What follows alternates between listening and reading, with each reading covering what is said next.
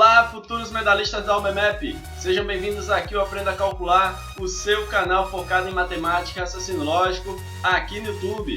Eu sou o professor Bomba e estou hoje aí com vocês, pessoal, para a primeira aula aí da segunda fase, tá certo? Nível 1 da UBMEP, tá bom? Então você que está acompanhando aí o nosso canal, pode ficar ligado que a gente vai estar colocando aulas aí para os 3 níveis, tá certo? Nível 1, nível 2, nível 3 aqui dessa fase. E também depois a gente vai estar colocando aí aulas para a terceira fase, tá certo? Então, galera, era isso que eu queria estar dizendo para vocês, tá? E vamos lá começar nossa aula. Mas antes, agradecer a cada um que compartilha e curte nosso canal. Muito obrigado mesmo, tá certo? Então, bora lá, galera. Vamos lá começar nossa aula. E a gente tem o seguinte, ó. Na sequência de quadros abaixo, uma bolinha e um triângulo caminham no sentido horário pelas casas azuis. De um quadro para o seguinte: o triângulo passa de uma casa para a casa vizinha e a bolinha pula uma casa. Desenhe a bolinha e o triângulo do quadro 6 e do quadro 7 da sequência, tá bom? Então, pessoal, perceba aí o seguinte, ó. Ele está informando que a bola, ela pula uma casa, tá certo? Quando ela caminha, ó, ela pula uma casa e o triângulo, ó, passa para a casa vizinha, tá certo? É importantíssimo a gente saber o que é o sentido horário, tá certo? Então, ó, o sentido horário tem esse sentido aqui de rotação, tá certo? Então, esse é o sentido de rotação aí do sentido horário. É o sentido de rotação do ponteiro do relógio, por isso que leva esse nome, horário, perfeito?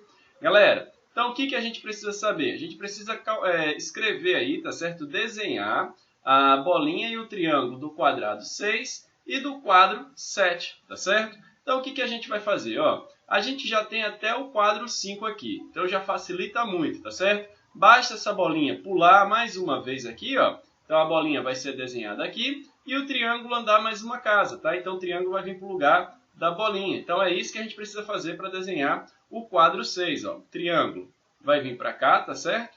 E a bolinha vai pular uma casa, ó, vai vir para cá. Já está desenhado, perfeito? Aí no quadro 7, pessoal, novamente, ó, o triângulo anda mais uma casa, tá certo? Então, ó, o triângulo vem para cá e a bolinha, pessoal, pula uma casa, tá certo? Então, a bolinha tá aqui, ó, ela vai pular essa casa, vai vir para cá, tá bom? Então, é dessa maneira aí que você deveria fazer na sua prova, já para garantir a letra A da primeira questão, tá certo? Então, galera, essa prova, ela tem 6 questões, tá certo? Distribuídas em opções A, B e C, tá? E você não vai marcar, você vai fazer o que o enunciado está pedindo, tá certo? Então é importante vocês já terem noção de como vai ser a próxima prova, tá? Para que vocês possam aí ter mais segurança quando for fazer essa prova, perfeito?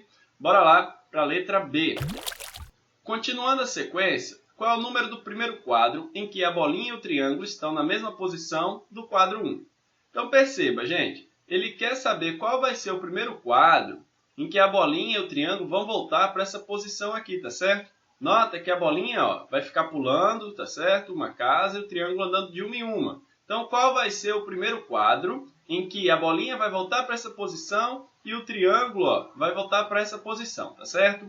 Galera, eu não sei se você já conhece o Bombinha, ele tem dicas formidáveis para a gente conseguir resolver as questões, tá bom? Então, eu vou chamar Bombinha para ver se ele pode ajudar a gente, tá certo? E aí, Bombinha, como é que tá? E aí, galera, como é que vocês estão? Tudo bem? Olha, essa questão, ela é bem interessante porque ela pergunta qual o próximo quadro em que vai acontecer um evento novamente, tá certo? Sempre que você tiver essa ideia de repetição de um evento, você vai trabalhar com a ideia de MMC, tá bom? Então, sempre que vier uma ideia de ponto de encontro, eu já sei que eu vou trabalhar o MMC.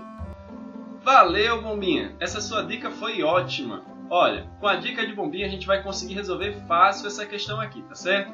Perceba só, sempre que ele der essa ideia então, pessoal, de um ponto de encontro, um fato que vai acontecer novamente, tá certo? Vier uma repetição numérica, eu vou ficar ligado que a resolução vai ser através do MMC, que é o menor múltiplo comum, tá bom? Então o que eu vou precisar fazer, gente? Ó, eu vou ver quantas vezes a bolinha aqui, ó, vai caminhar até ela chegar novamente no ponto que ela está originalmente, tá certo? Perceba, ó, que ela caminha 1, 2, 3, 4 vezes, tá certo? Então, depois de 4 vezes, ó, eu vou chegar novamente a bolinha aqui, ó. Então, tem que a bolinha, ó, tem 4 etapas para voltar novamente para sua posição original. Então, vou botar aqui, ó, 4, ok?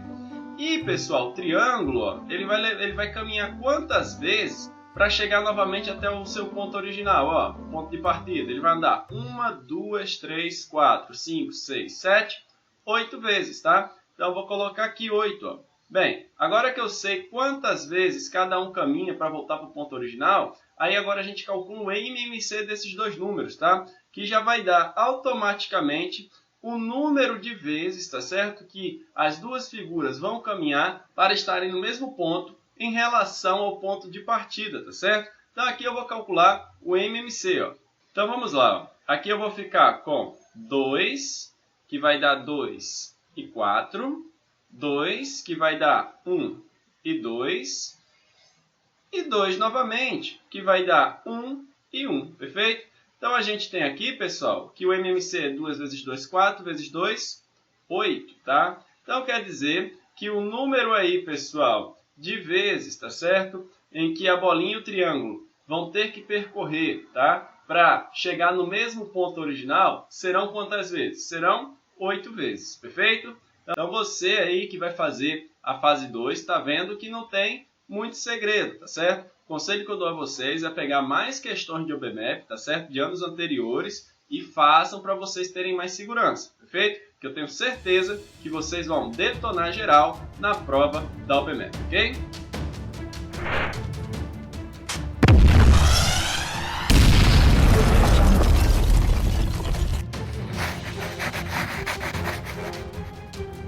Muito bem, galera. Aqui a gente está com a questão 2 da OBMAP. Olha só.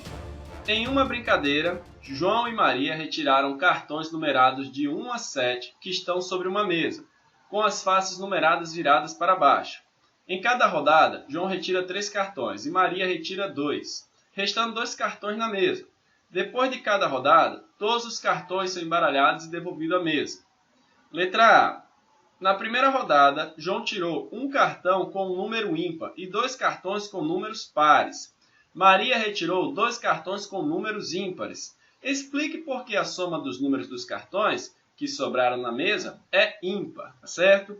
Galera, então o que acontece aqui, tá? Para a gente estar respondendo isso aqui, pessoal, a gente precisa ter a seguinte ideia, tá? Ó, eu tenho que saber que sempre que eu somar números de paridades iguais, tá? E o que é paridade? É se o número é ímpar ou par. Então, se as paridades são iguais, o resultado sempre dá par, tá certo? Então, se você somar um par mais um par, sempre você vai ter como resultado um número par, perfeito?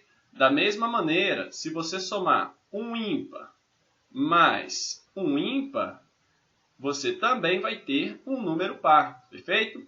Agora, se você somar paridades diferentes, então o resultado, pessoal, sempre vai dar ímpar, perfeito? Então tem que ter isso na cabeça para conseguir resolver essa questão. Depois eu vou falar sobre a multiplicação. Aqui é para soma, perfeito? Então, ó, muito bem. Aí ele está dizendo que os números são distribuídos de 1 a 7. Ó. 1, 2, 3, 4, 5, 6 e 7. E eu vou pegar, pessoal, ó, na primeira rodada, João tirou um cartão com número ímpar e 2 cartões com números pares. Isso foi a primeira rodada.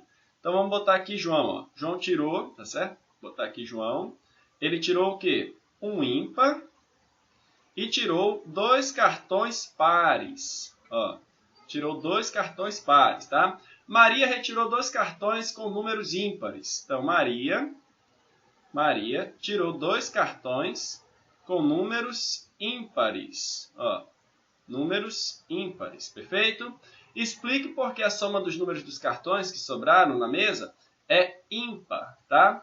Então, gente, o que acontece aqui? Ó, bem, ele estava informando que tirou, João, ó, um ímpar e 2 pares. Então, você pode aí supor que João tirou um ímpar. Vou supor que ele tirou o número 1, tirou 2 pares, então João tirou o 2 e tirou o 4, tá? E Maria tirou 2 ímpares. Então, a Maria tirou um 3 e um 5. Nota que sobra para a mesa qual? Sobra um 6 e um 7, tá certo? Ora, ele quer que explique por que a soma dos números dos cartões que sobraram na mesa é ímpar. Pessoal, tá lógico aqui, ó. A soma dos números que sobraram na mesa é ímpar porque eles possuem paridade diferente, ó. Eu tenho que o 6 é par e o 7 é ímpar. Então, gente, como as paridades são diferentes aí, você vai ter que o resultado vai ser um número ímpar. Então, pessoal, você pode botar isso, tá certo? Você pode botar, ó, como a paridade das cartas restantes, são diferentes, a soma deve ser ímpar. Perfeito? Então essa é a solução, tá ok, pessoal? Muito bem, vamos lá para a nossa letra B. Na segunda rodada, João observou que o produto dos números de seus 3 cartões era ímpar. O produto dos números dos 2 cartões de Maria era par ou era ímpar? Então perceba, ele está informando que o produto aí do número dos 3 cartões de João era ímpar, tá certo? Então, eu pegando as 3 cartas de João, multiplicando, dá um número ímpar, tá? Para fazer essa questão, a gente precisa saber o quê, pessoal? Saber do seguinte, ó. Sempre que eu tiver um número ímpar, vezes um número ímpar, o resultado, pessoal, vai ser ímpar, perfeito? Agora, quando eu tiver um número ímpar vezes um número par, o resultado vai ser par, perfeito? Da mesma maneira, pessoal, se você multiplicar um número par vezes um número par, o resultado também é par. Ou seja, se na sua multiplicação tiver algum número par, o resultado vai ser par, perfeito? Isso quer dizer, então, que as 3 cartas que João pegou eram ímpares, tá? Então, se João pegou 3 cartas ímpares, a gente tem o seguinte, ó.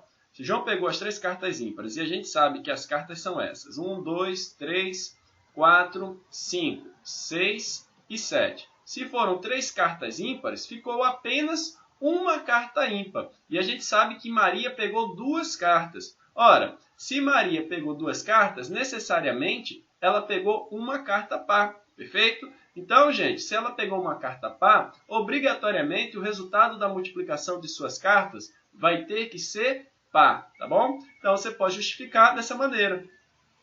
Como João retirou 3 cartas ímpares,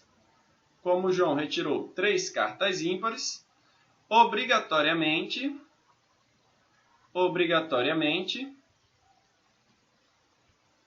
Maria